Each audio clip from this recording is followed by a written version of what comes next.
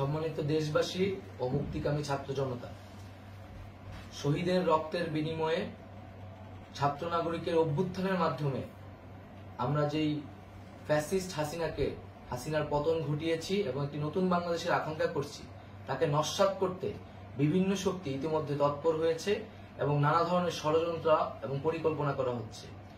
আমরা মুক্তিকামী ছাত্র জনতার পক্ষ থেকে স্পষ্টভাবে বলতে চাচ্ছি যে এই বাংলাদেশকে ফ্যাসিবাদী রেজিম থেকে মুক্ত করার জন্য এবং একটি নতুন বাংলাদেশ, জনগণের বাংলাদেশ প্রতিষ্ঠার জন্য সকল ধরনের ষড়যন্ত্রকে নস্যাৎ করার জন্য, প্রতিহত করার জন্য বাংলাদেশের ছাত্র জনতা কিন্তু সদা প্রস্তুত রয়েছে। আমরা দেখতে পাচ্ছি নানান জায়গায় লুটপাট, সহিংসতা এবং সাম্প্রদায়িক হামলার মতো ন্যাক্কারজনক ঘটনা ঘটছে। আমরা এর তীব্র নিন্দা জানাচ্ছি এবং আমরা মুক্তিকামী ছাত্র জনতার প্রতি আহ্বান জানাচ্ছি যে এই ধরনের ঘটনাকে প্রতিহত করার জন্য আমাদেরকে প্রস্তুত থাকতে হবে, আমাদেরকে দায়িত্ব নিতে হবে।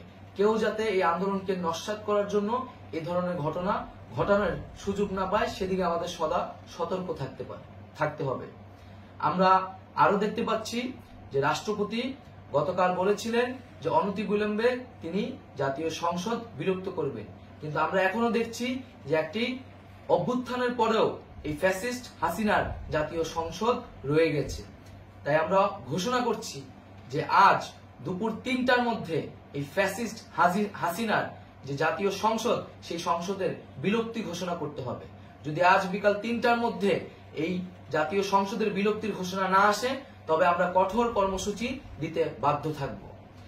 এছাড়া বন্ধুগণ, সবার জন্য আমরা জানাচ্ছি যে আমাদের যে অন্তর্বর্তীকালীন সরকারের কথা আমরা বলেছি, সেই সরকারের প্রধান উপদেষ্টার নাম আমরা ইতিমধ্যে ঘোষণা করেছি এবং এই সরকারের অন্যান্য উপদেষ্টা সহ সামগ্রিক রূপরেখা আমাদের প্রস্তুত রয়েছে। আমরা খুব শীঘ্রই সেই রূপরেখাটি জাতির সামনে উপস্থাপন করব। আমরা বাংলাদেশে স্থিতিশীলতা চাচ্ছি, সমাজে ন্যায় বিচার চাচ্ছি, সেজন্য কার্যকর পদক্ষেপ নিতে হবে এবং তার প্রথম পদক্ষেপটি হতে হবে এই জাতীয় সংসদ ভেঙে দেওয়া। এবং সবার প্রতি আহ্বান থাকবে, আপনারা শান্তিপূর্ণভাবে অবস্থান রাখুন, শান্তিপূর্ণভাবে এবং অহিংসভাবে এবং সকল পরিকল্পনাকে, ষড়যন্ত্রকে নস্যাৎ করার জন্য সদা সতর্ক থাকুন।